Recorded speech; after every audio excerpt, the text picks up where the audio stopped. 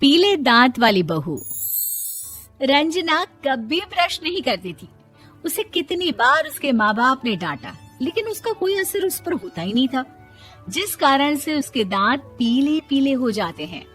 शादी के बाद अरे बहू, वैसे तो तुझ में कोई कमी नहीं है, पर तेरे दांत इतने पीले कैसे हैं बेटा? कैसे मतलब?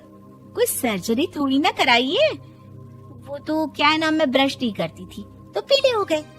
अब क्या करूं? आप कहें तो लाल करवा लूं या फिर काले? यार ये क्या है, क्यों माँ से लड़ रही हो? लड़ रही हूँ? अरे मैं लड़ रही हूँ या ये बोल रही है कि दांत पीले हैं, पीले। अरे तपस्या थोड़ी ना की है इन्हें पीले करने के लिए। बकायदा ब्रश नहीं किया है 20 साल तक, तब जाकर। छी, कैसी बात कर रही हो?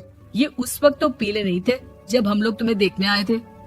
अरे तब साफ करवा लिया होगा डेंटिस्ट के पास जाकर। अब देखो कैसे पीले पीले लग रहे हैं। रंजना सास की तरफ गुस्से से देखती है। फिर शुरू हो गई पीले पीले पीले।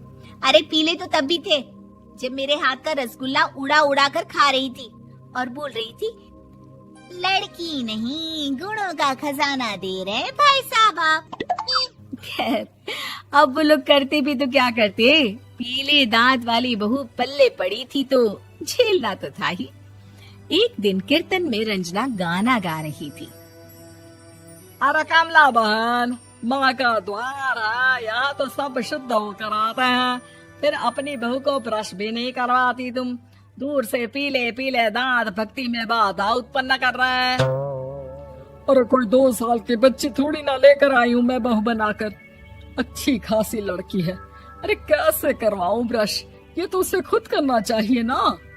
अब माँ बाप तो इसके जैसे तैसे निपटा दिए, ये नहीं सोचा कि सास कैसे संभालेगी। सास बहू को लेकर घर आ जाती है, लेकिन सोच लेती है कि अब इसे लेकर कहीं नहीं जाएगी। अगले रोज बहू कहती है, अरे क्या हो गया, मंदिर नहीं जाना क्या? कीर्तन का वक्त हो रहा है। मेरी मधुर वाणी से कान्हा जी जागते हैं और सोते हैं। आप तो जानती है ना उनकी भक्ति में कितना मन लगता है मेरा। वो क्या है ना, तबीयत ठीक नहीं लग रही है मेरी, आराम करूंगी मैं। तबीयत ठीक नहीं लग रही? अभी तो मिथुन के गाने पर नाच रही थी आप, और अब बोल रही है कि तबीयत ठीक नहीं लग रही।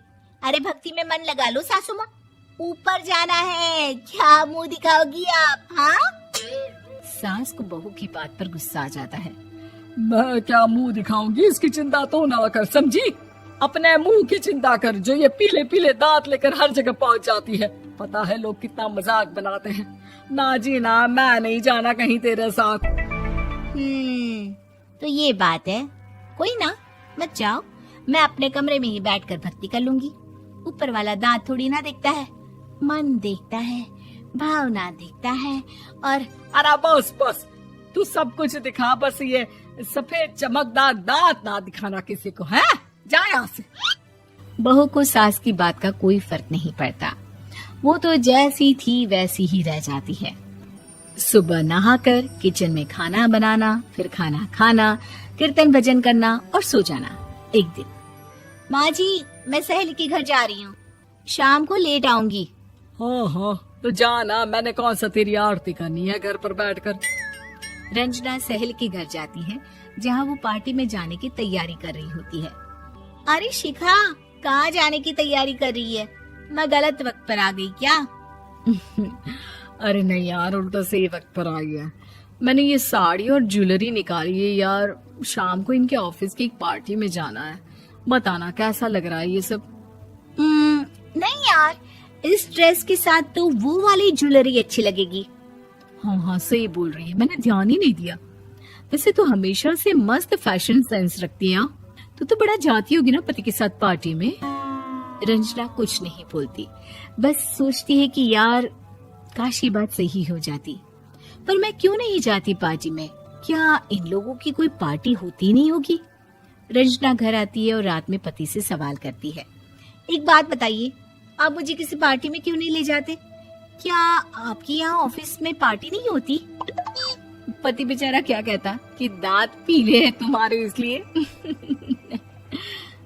अरे कोई पार्टी होती नहीं हम लोगों के ऑफिस में, तो कहाँ से लेकर जाऊं? और मार्केट, मॉल, कहीं वीकेंड घूमना, कहीं तो। अरे यार, सारे हफ्ते में एक छुट्टी मिलती है, तो सोचता हूँ कि आराम ही कर लूं। क्यों? रंजना मन मार के रह जाती है।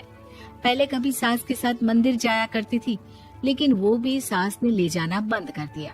घर बैठी बैठी रंजना बोर हो जाती है।